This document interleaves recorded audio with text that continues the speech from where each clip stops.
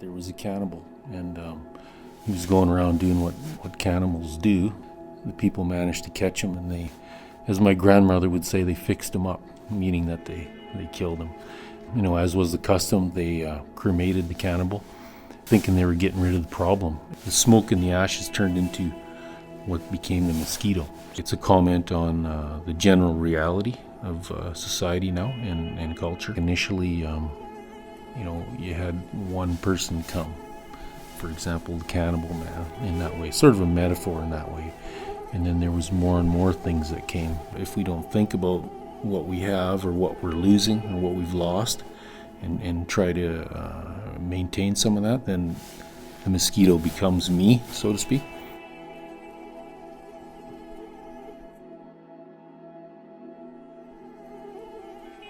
The minutes of the meeting are from 1977 in August. Pierre Elliot Trudeau was coming through the Yukon for a summer vacation. He was going to go canoeing on the Peel River. He got called in or requested by various First Nations leaders from around the Yukon to possibly come in for a last-minute meeting to once again sort of talk about the pending development of a pipeline that was approved by the federal government, the Mackenzie Pipeline. So Trudeau agreed and came into the Council for Yukon Indians building. Present at that meeting was Trudeau, Dorothy Wabiska, Adeline Weber, Bill Weber, Daniel Johnson or Talen, and Willie Joe. Trudeau came across as very paternalistic and patronizing, even in the text, which is interesting. You know, it's like you can really kind of read the room just in what sort of back and forth was occurring. He seemed to me to be very, you know, business and development oriented and kind of a bit goading, almost trying to pressure the First Nation representatives into making a determination right then at that table, even though it was an informal conversation, and that pressure didn't really need to be there. I think the biggest line that comes up is when Trudeau says, well, I wouldn't want a pipeline in my backyard. I wouldn't want that in my backyard. But I question that the Yukon is your backyard. Back in the document, it was just in the beginning of land claims.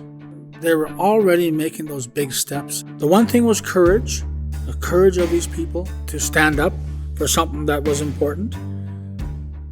You see the same struggle taking place around that table with our leadership pushing for and holding space for this way of being that's being threatened or is continuously being threatened by another way of being, by the state, by the extraction industry, by settler encroachment and a growing population of people from the outside coming in and interacting with the land. There's this very obvious correlations between, you know, Pierre Trudeau and Justin Trudeau, father and son. Like, that's not incidental. He didn't build a pipeline, you know, but Justin seems really adamant that it's going to happen regardless of the resistance to it. To have this pipeline come down through their land, and there's so much destroyed already, it would just, obliteration, I guess is the word. I mean, if you look at it and you think, in terms of the most sacred land, the land that you don't walk on is that kind of land that's, you know, perhaps where you put your loved ones after they've passed. And then they want to put a pipeline right through the middle of sacred land. Comes back to the land always. And the land is the first government. It is the biggest governing body.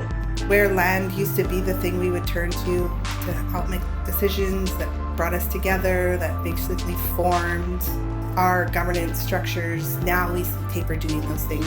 We turn to paper to help us make one-on-one decisions, group decisions, collective decisions, and then decisions as a nation. Where do we find it again? It's on the land. You know, where did our ancestors find it? On the land. If we lost it, where do we go to find it again? Back on the land. If you want it back, go back out on the land again.